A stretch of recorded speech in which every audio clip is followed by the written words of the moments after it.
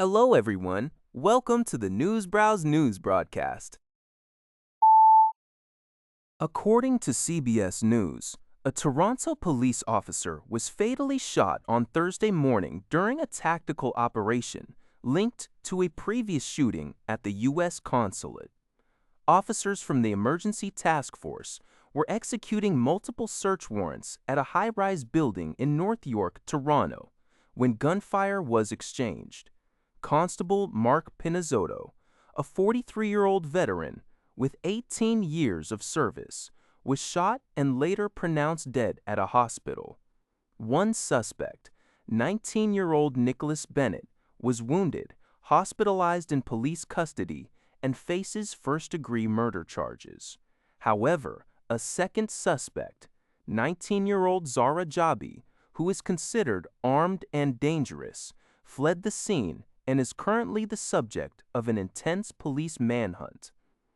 Authorities have urged the public not to approach Jabi and to call emergency services immediately if he is spotted. The operation stems from an ongoing investigation into a March 10 incident where shots were fired at the U.S. Consulate in Toronto, which Canadian authorities are treating as a national security incident. U.S. prosecutors have previously linked that consulate shooting to an Iraq-based, Iran-backed terrorist network. According to a report by UPI, more than 100,000 users of Meta's prominent social media platforms, Facebook, Instagram, and Facebook Messenger, experienced a widespread outage on Friday morning. Online outage tracking website Down Detector indicated that the issues peaked around 10 a.m. Eastern Time, with over 100,000 reports of users having difficulty logging into Facebook. Additionally, more than 9,000 users reported problems with Instagram and nearly 20,000 experienced disruptions on Facebook Messenger. Many affected users reported being automatically logged out of their accounts, encountering unknown errors, or being completely unable to log back in. The service disruption sparked widespread complaints across online forums as users struggled to access their accounts. Meta has not yet detailed the root cause of the connection issues.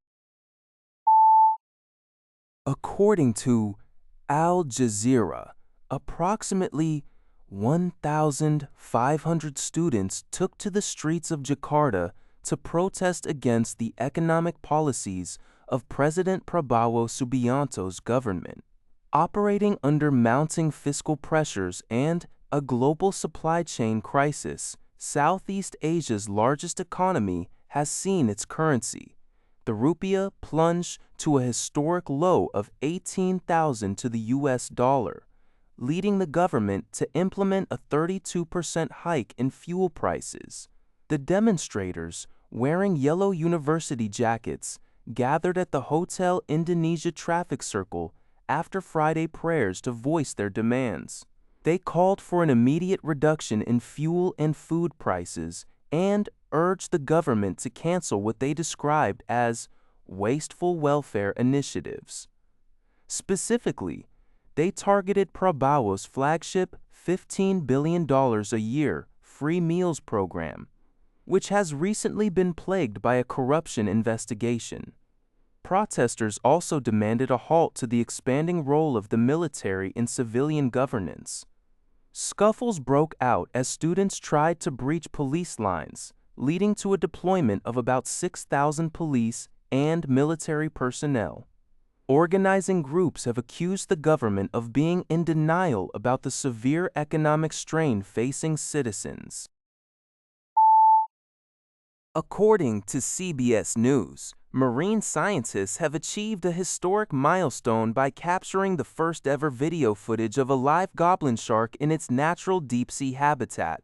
Goblin sharks, often referred to as living fossils because their family dates back 125 million years, live thousands of feet underwater in total darkness. Previously, they had only been observed when accidentally caught by fishermen, usually dying shortly after reaching the surface. A study published in the Journal of Fish Biology detailed two separate sightings in the Pacific Ocean. The first occurred in 2019 near Jarvis Island in the Palmyra Atoll, which expanded the shark's known geographic range. The second, captured in 2024, occurred in the Tonga Trench, the second deepest trench on Earth at a depth nearly 700 meters deeper than the species was previously known to exist. Researchers, including Aaron Judah from the University of Hawaii at Manoa and Alan Jameson from the Mindaru UWA Deep Sea Research Center, emphasized that these breakthroughs demonstrate how much remains to be explored in the deep ocean